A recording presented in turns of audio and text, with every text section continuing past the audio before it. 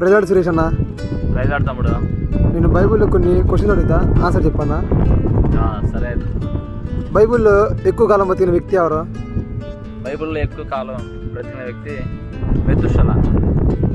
దేవుడితో 300 సంవత్సరాలు ఒక వ్యక్తి నడిచిండు బైబిల్లో, ఆయన పేరేం పేరు?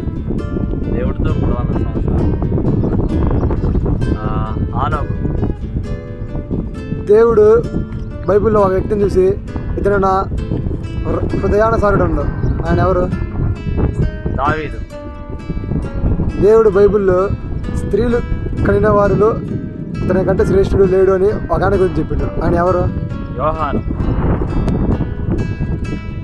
దేవుడు బైబిల్లో ఒక ఆయన చూసి నువ్వు నా స్నేహితుడివి అని అన్నాడు, ఎవరు ఆయన? అబ్రహాం.